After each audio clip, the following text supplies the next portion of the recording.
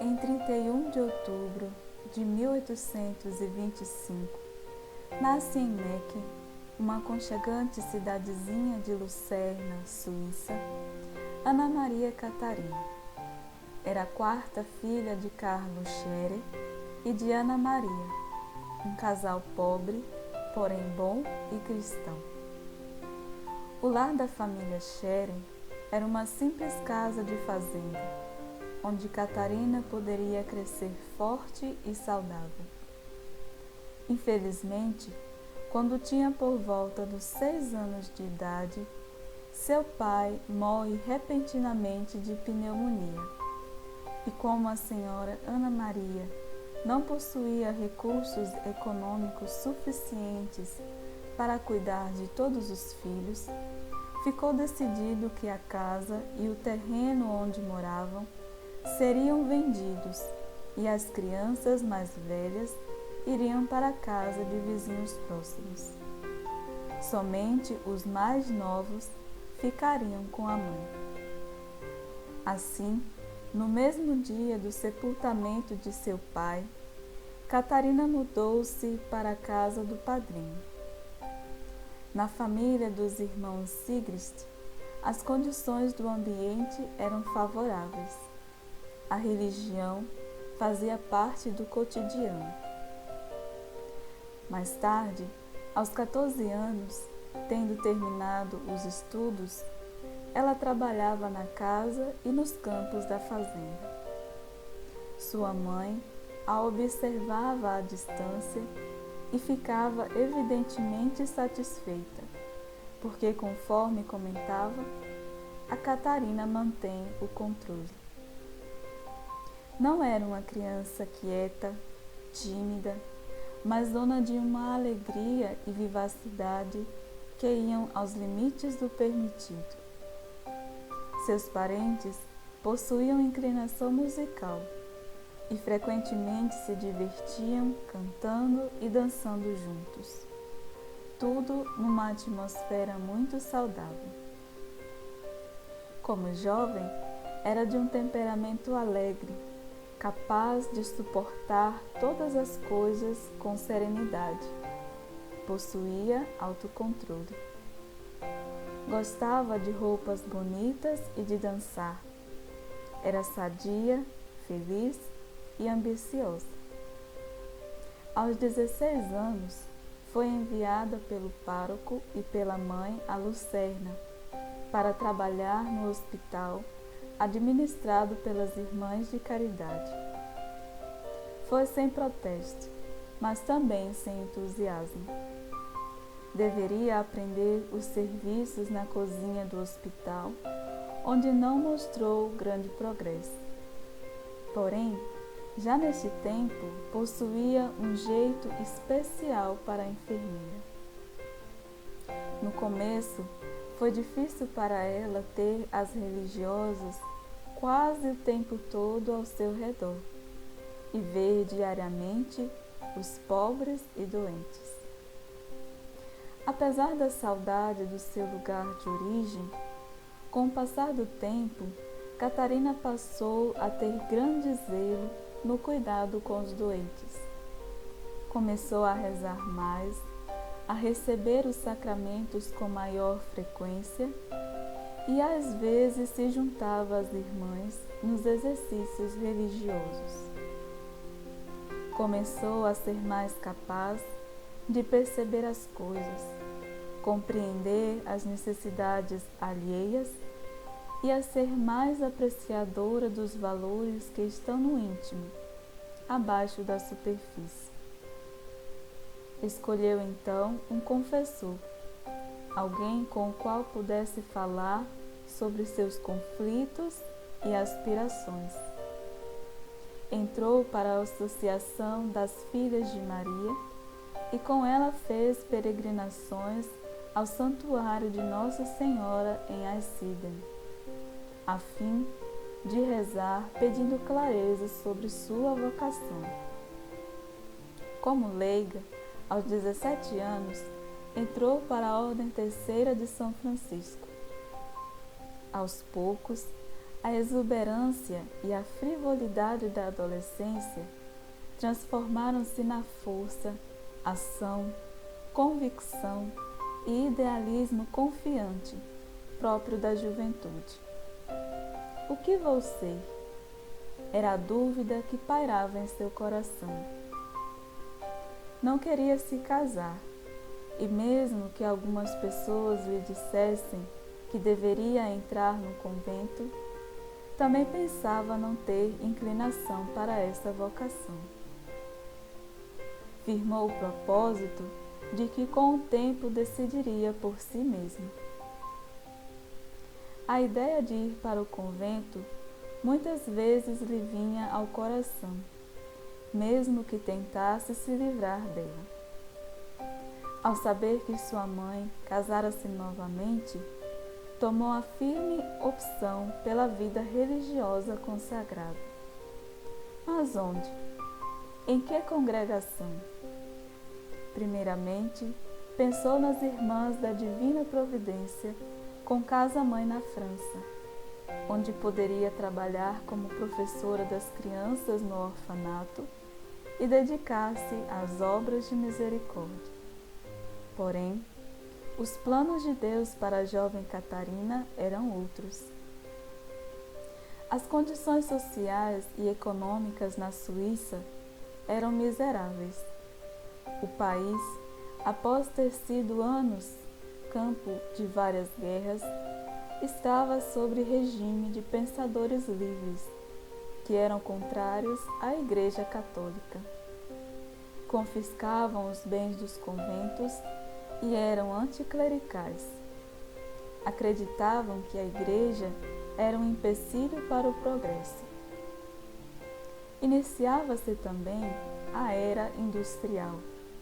Homens, mulheres e crianças trabalhavam em condições subhumanas nas fábricas.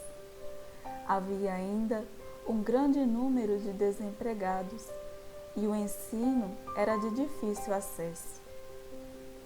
Catarina sentia que seu país precisava de ajuda. Foi então que, aos 19 anos, através de seu confessor, conheceu um frei capuchinho chamado Teodósio Florentino, homem de forte personalidade e intelectualmente ágil e talentoso. Frei Teodósio tinha um olhar muito avançado para o seu tempo. Carregava em si uma profunda fé e confiança em Deus. Como franciscano, vivia a radicalidade evangélica que o permitia estar atento às necessidades de seu tempo e ver nos pobres e necessitados o rosto do próprio Cristo. Consciente de que as instituições de assistência aos necessitados que existiam, por mais valiosas que fossem, ainda eram poucas, tinha plano de fundar uma congregação religiosa feminina que pudesse engajar-se no ensino e nas obras de caridade, dando assistência aos indigentes e enfermos e remediando as perdas sofridas pelo cristianismo, tanto na fé como na moral.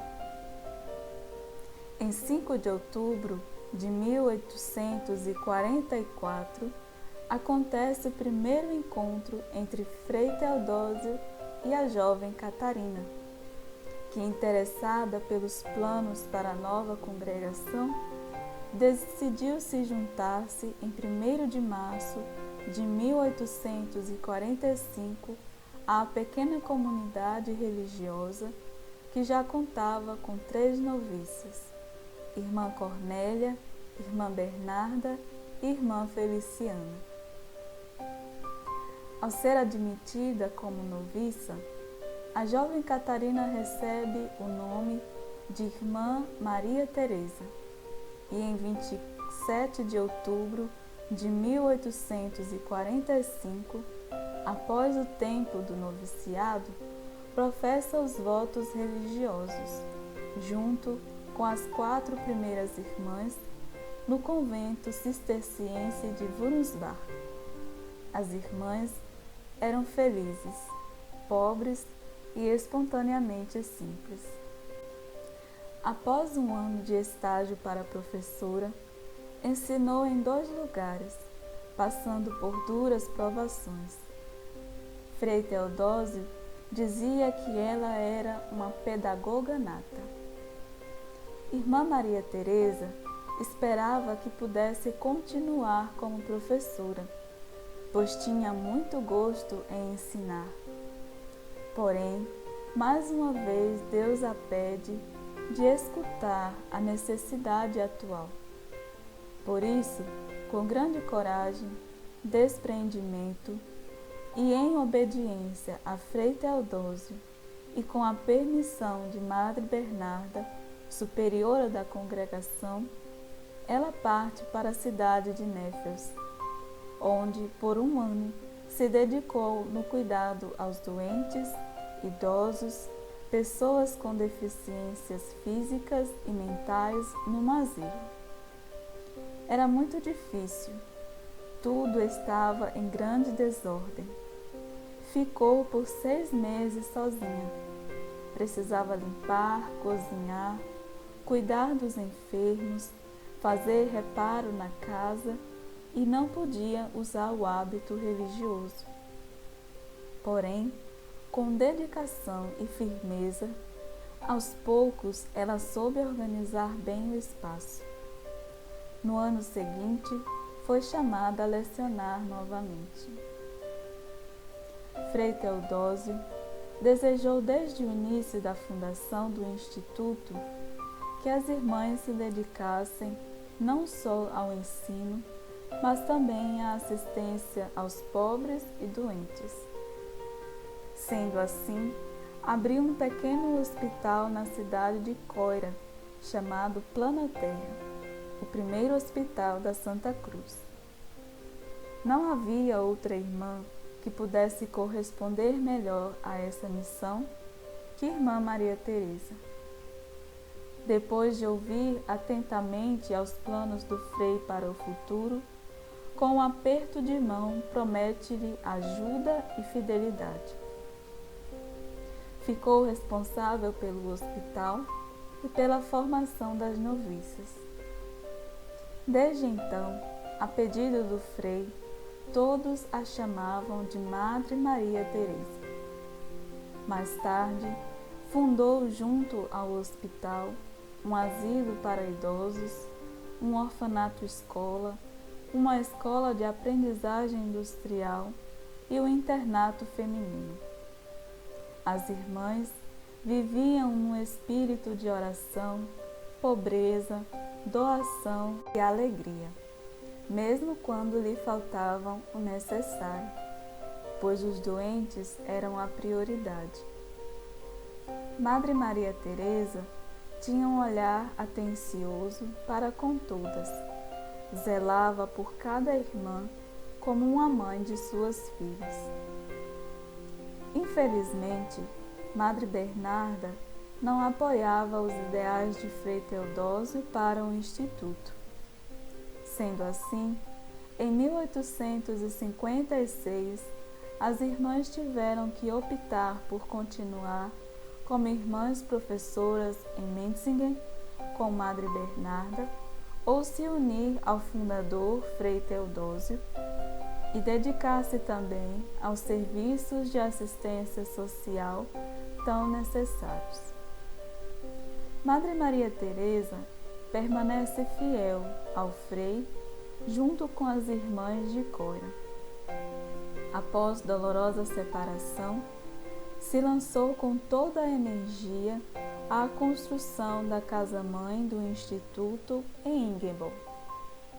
As primeiras irmãs que chegaram em Ingenbold encontraram o sítio, a casa e redondeza em total abandono, mas não desanimaram. Passando por diversas privações e com entusiasmo, trabalharam na obra, fazendo todo tipo de serviço. Pouco a pouco, tudo foi tomando forma. Em janeiro de 1857, o Instituto das Irmãs de Caridade da Santa Cruz contava com 72 irmãs, 50 noviças, 30 aspirantes e Madre Maria Teresa é eleita como Madre Geral. A miséria dos operários e, sobretudo, a exploração de mão de obra infantil na indústria angustiava Frei Teodósio. Lançou-se então, em 1857, numa grande aventura. Ele adquiriu algumas fábricas, fez a instalação de teares e uma gráfica. Desejava dar melhores condições de trabalho para os operários e um justo salário. Porém, naquele momento, as fábricas tiveram pouco rendimento, endividaram-se rapidamente. Frei Teodósio realizou inúmeras viagens para países vizinhos em busca de doações para pagar as dívidas e manter as obras de caridade do Instituto. E numa destas viagens, na manhã do dia 15 de fevereiro de 1865, o frei fundador sofre um AVC e falece na tarde do mesmo dia. Foi doloroso para todas as irmãs e principalmente para a Madre Maria Teresa, que aos 39 anos assume sozinha a direção do Instituto com uma grande dívida. Ela, com ardor de espírito, anima suas irmãs e juntas, com sacrifício, após 5 anos, conseguem pagar tudo o que deviam. Não demorou muito para que outros países onde as irmãs da Santa Cruz pediam donativos para as obras sociais, as chamassem para assumirem hospitais, escolas, asilos, escolas de aprendizagem para jovens, dentre outras missões. O Instituto cresceu rapidamente, espalhando-se pelo mundo. Hoje está presente em 4 continentes. Frei Teodósio desejou irmãs que pudessem ser aceitas e se adaptassem em todos os lugares, assumindo todo tipo de missão, indo onde ninguém quer ir. Irmãs com um espírito de amor incansável. Com fidelidade ao carisma recebido pelo Espírito Santo através do fundador, Madre Maria Teresa esteve sempre atenta às necessidades do tempo. Viajava sempre que necessário para visitar as irmãs nas comunidades. Fundou as primeiras províncias e inúmeras obras de assistência aos necessitados. Vivia numa profunda intimidade com o Senhor. Contemplando a cruz, recebia toda a força para aceitar com coragem as cruzes do dia a dia. Sempre tinha uma palavra de ânimo para as irmãs e, como irmã, carregava junto as provações. Era chamada já em vida como a mãe dos pobres. No ano de 1887, o médico a diagnosticou com um tumor no estômago. Em 16 de junho de 1888, falece nossa querida Madre, aos 63 anos, deixando-nos suas últimas palavras: céu, céu. Mulher de fé, amável, incansável, sensível ao sofrimento alheio, misericordiosa, corajosa, decidida, aberta à ação do Espírito e de uma confiança total em Deus. soube bem assumir e carregar a cruz, não como fim último, mas como meio pelo qual chegamos às alegrias da ressurreição. Prova disso é que após 50 anos de sua morte, no processo de transladação de seus restos mortais para uma capela especial, foram encontradas intactas as 3 cruzes de madeira que Madre Maria Teresa trazia ao morrer. A cruz do terço, o crucifixo das irmãs que carregava no pescoço e um que segurou em suas mãos. Ao examinarem os restos mortais, especialistas descobriram em seus ossos sinais de uma severa artrite, que provavelmente lhe causavam terríveis dores. Porém, nunca ninguém soube.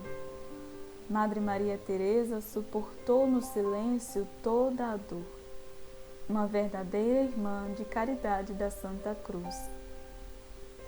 Madre Maria Teresa foi beatificada em Roma no dia 29 de outubro de 1995 pelo Papa João Paulo II.